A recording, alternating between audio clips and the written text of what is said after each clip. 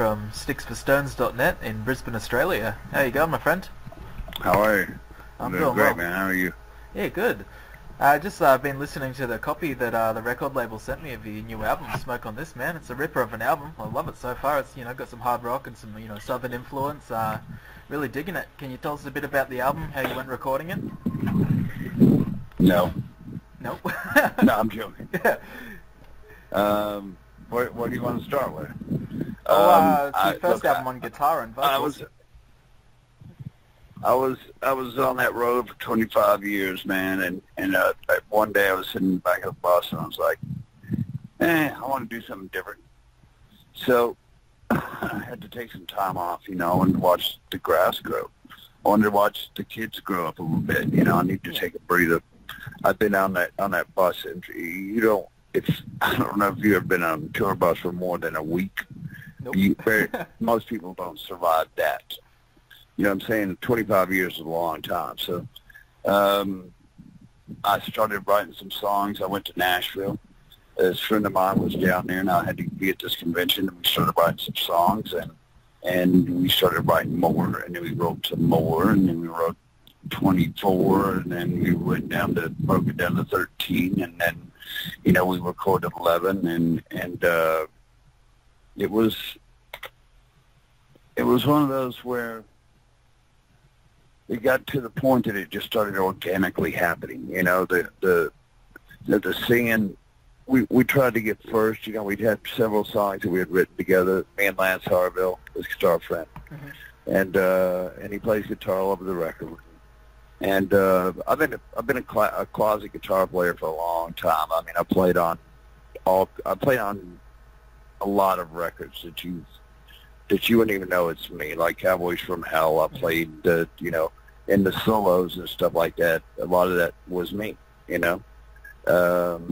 just never got my credit because we wanted to keep it the 4-piece bass, drum, all that kind of stuff. So anyway, long story short, this thing started happening organically, and we started writing songs, and I would go and once we had like 11 tracked, then I finished 4 out, and those first 4 were just kind of where I kind of wanted to go, and then I took the tape sound back with me, and started to get the vibe of how I wanted this to feel and sound, and then I went back about 3 or 4 weeks later and booked some more time in the studio and stayed there at the studio, which was really helpful of being able to be at the studio, wake up and record when you want, and so anyway, these songs just started coming together, man, and I just, I was just letting the wind blow. I was just really actually just letting the wind blow, and all this crazy material came out of those sessions, and I took a certain road break, like a little break in between, about 4.5 months. I bought a home here in New Mexico, and we gutted this thing and took out walls and put in new floors and, painted the whole motherfucker, man. Yeah. And so about a year ago, I went back into the studio and really got serious with all these. Took those songs inside out and just bastardized the fuck out of them, Let's make this a really, let's strip away some of this shit and make it a real honest, raw rock record. You know what I'm saying? Yep. I get tired of genres and being in this genre or that genre or I don't even know how many genres there are of metal that I helped fucking start. So I was just kind of, I was always a rock and roll guy in Pantera.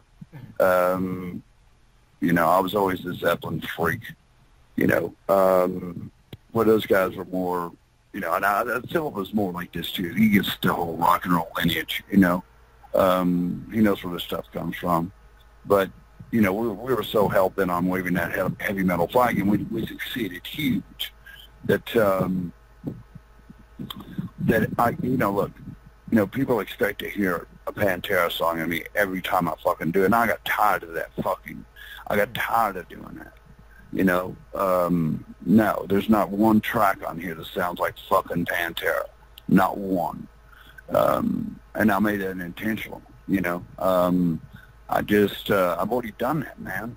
Why go and beat a dead horse? Pantera's been over for a long time. You know what I'm saying? 15 years. There'll never be another one. There'll never be another Pantera record.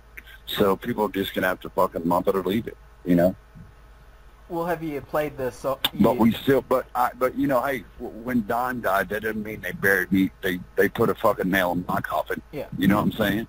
I still got to get up and groove and move every day. And this is just my interpretation of what I want to do, a sonically infused fucking rock and roll record. Yeah, well, I love the record, man, and big fan of Pantera as well. Grew up listening to that, back in the days when I was young. I only ever wanted to listen to Slayer, Metallica, Pantera. And here's the key point. There's the key point right there, because you grew up with us. Yes. You probably like the same kind of music that I liked at the same time. Yeah. You know what I'm saying?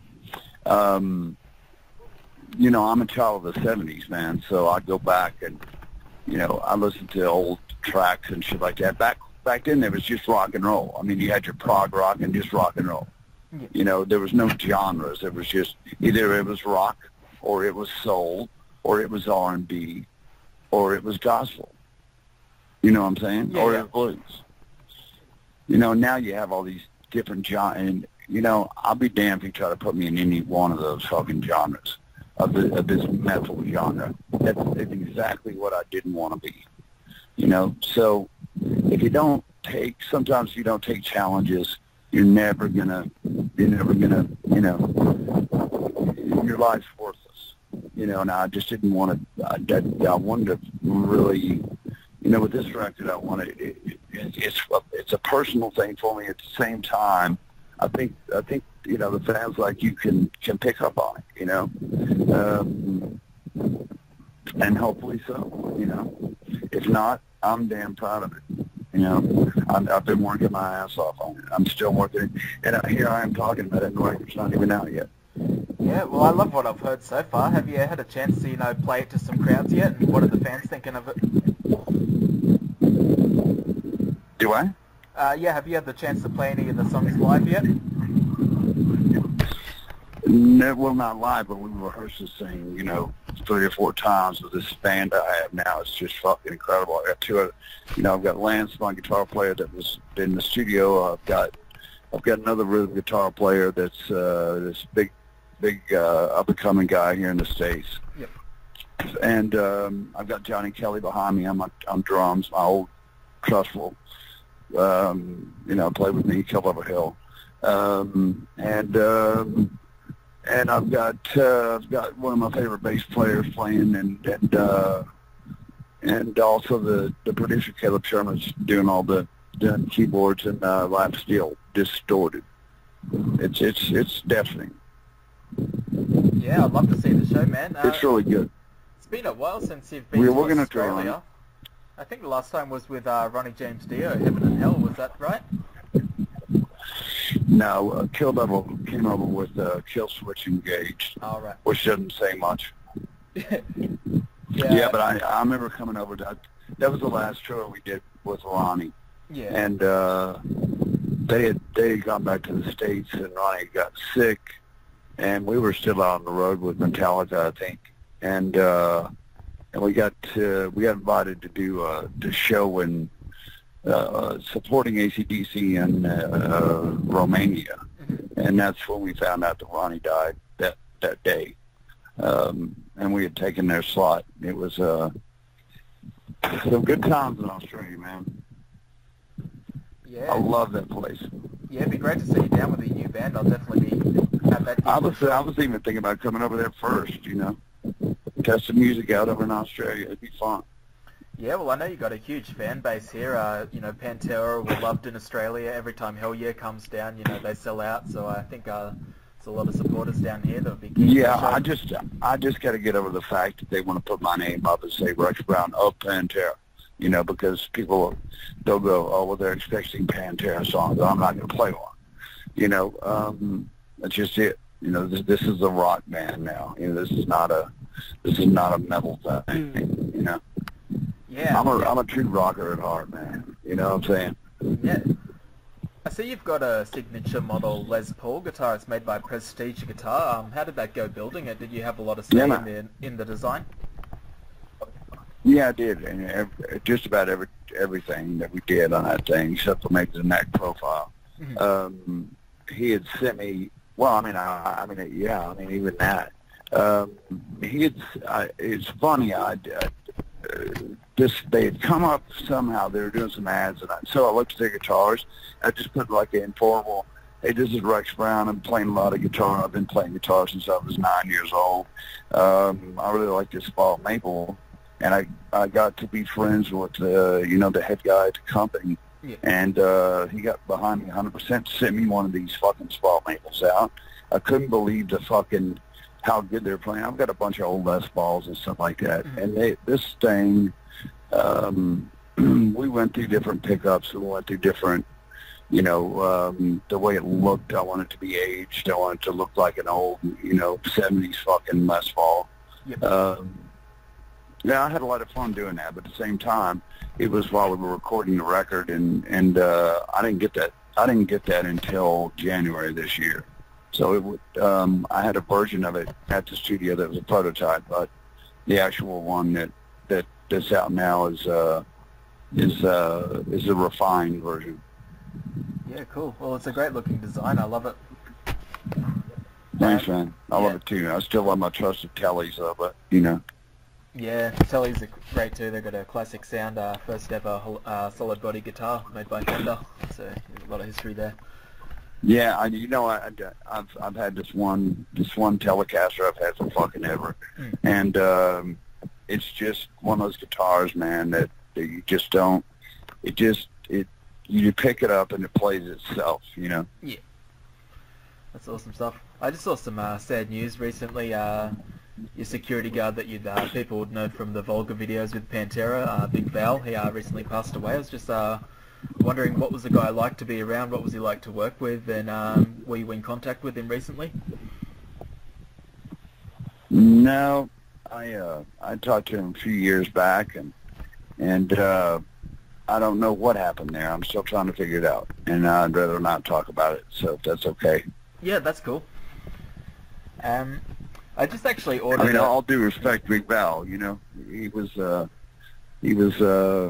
big part of the team back in the day. But it's horrible to hear anybody dying. Especially someone you spend a lot of time of your life with, and I just don't feel like being personal about it on an interview. Yeah, no, that's cool, man. I just thought I'd ask.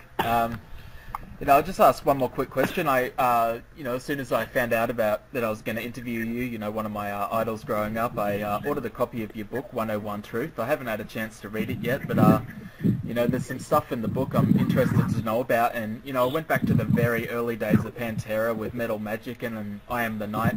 Just wondering, what do you think of those albums when you look back? It's just like you've changed your music style so much, from the early days to down. I think we were young kids that were 17, 18, and 19 when those first 3 records came out. Yeah. Then we got Philip in the band. It was just a natural evolution.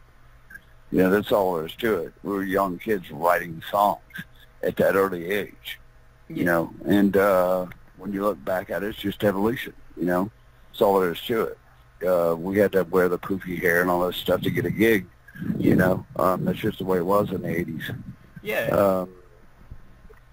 And there's nothing more to really say about it other than, look, how long you been writing for? Oh, 5 or so years. 5 or so years? Yep.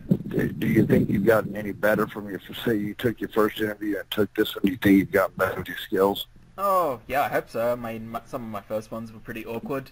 I'm not saying that was a bad album. Those albums were bad, but because I listened to them, there's some great. No. I'm just putting a comparison in your head. Yeah, no. Okay. Yeah, no. I think I've definitely gotten better over time. Yeah, well, that's the same thing with me. You want to keep striving to better yourself. You just don't want to sit and go, "Oh, I've made it, dude. I've done it." And then sit on the couch and not give your gift. We have a gift and we want to give it. And so this is my latest offering. Yeah, Smoke on This, and I really like the album. Going to be listening to it a lot. I just got sent a copy as of like 2 days ago, so it's still pretty new for me. But I hope the album launch goes well and all the tours coming up, man. Excited to see you again if you come down to Australia. Thank you. All right, Thank you. All right, thanks very much, Brex, for taking time out to talk to me. Sure, man. We'll see you soon, man, hopefully. Okay, bye. We'll see you. Bye-bye.